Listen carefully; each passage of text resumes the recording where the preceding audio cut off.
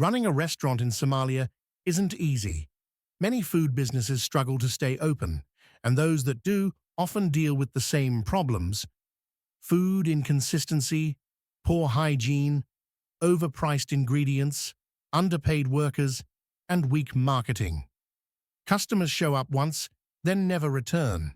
Sound familiar? Most restaurants in Mogadishu fail for the same reasons. But today, we're going to change that. If you own or plan to open a restaurant in Somalia, this could be the most important lesson you'll ever hear. By the end of this, you'll have a clear roadmap to running a restaurant that is profitable, consistent, and known for its quality. Let's get started.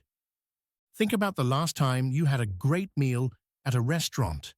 Now think about the last time you went back and the food wasn't the same. This is one of the biggest reasons customers don't return. Inconsistent food quality. One day the meal is perfect. The next, it's a disaster. Why? Because most restaurants in Somalia don't have a standardized recipe system. Chefs cook based on memory. There's no precise measurement, no exact cooking time, and no quality checks. Customers notice these inconsistencies, and instead of complaining, they just never come back. The solution? A no-fail recipe system. Every cooking station should have laminated recipe cards with precise instructions, including exact ingredient amounts, cooking temperatures, and times. Every morning before the restaurant opens, the manager should taste all key dishes to ensure consistency. If something is off, it needs to be corrected before customers arrive. This is how major franchises succeed. They don't leave food quality to chance. You need to do the same. Now let's talk about another major mistake: focusing on aesthetics before food quality. You've seen them. Beautiful restaurants with stunning decor, sleek furniture, and Instagram-worthy setups. But when the food arrives, disappointing.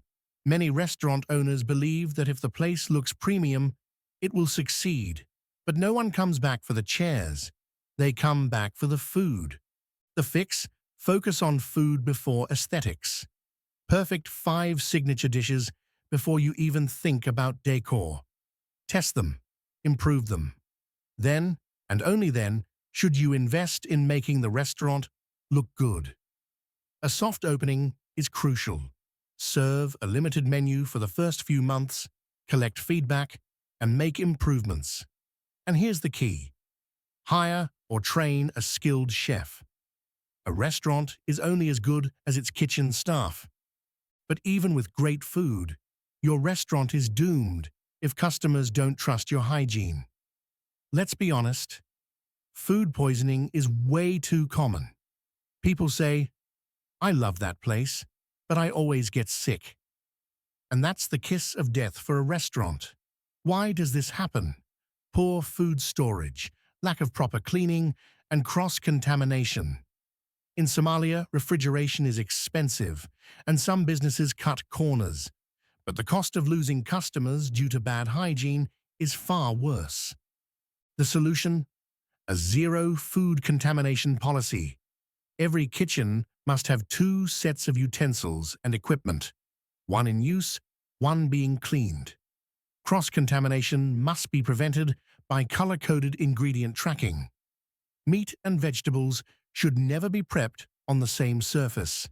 And most importantly, deep cleaning must happen every single day. Hygiene is not optional. If customers don't trust your food, your business is dead. Now let's talk about your employees.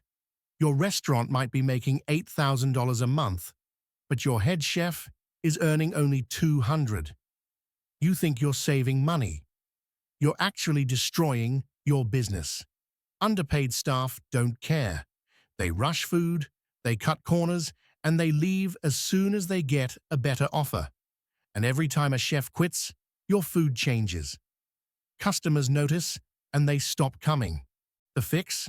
Pay based on performance. A skilled head chef should make at least $400 a month. If your revenue grows, increase their pay, introduce profit sharing for key staff.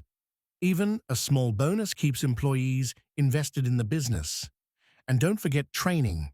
A well-trained staff makes better food. Better food means happier customers. Happier customers mean more profits.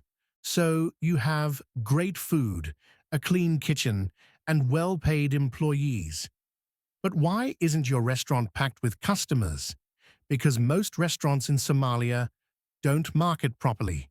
They open their doors, post a few pictures on Instagram, and hope people show up. Hope is not a strategy. The fix? The pre-hype marketing strategy. Start promoting your restaurant a month before opening. Show behind-the-scenes footage of recipe testing, kitchen setup, and staff training. Let people vote on menu items. Get them invested before the doors even open. Then, launch with an experience, not just a menu. Food challenges work. Finish this burger in 3 minutes and eat for free. People love it. Invite influencers for free meals. When they post about your food, their followers become your customers. Marketing isn't an extra step. It's what keeps customers coming. But let's talk about one final problem. Ingredient dependency. Many restaurants in Somalia rely too much on imports. This makes food expensive and unpredictable. Some weeks you can get cheese. Other weeks it's impossible. And when supply is unreliable, quality suffers. The solution? Limit imported ingredients to premium menu items only. Keep cheese for higher-priced dishes. For everyday items, switch to local alternatives. Instead of drowning everything in cheap mozzarella, use yogurt-based sauces for burgers and pizzas. Develop a unique Somali sauce lineup using tamarind, dates, sesame, and local spices.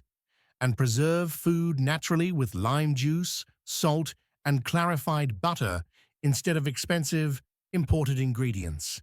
If you want a profitable restaurant in Mogadishu, you need to operate differently. Standardize your recipes.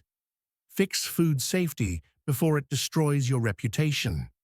Pay employees well and train them properly. Market your restaurant before it even opens.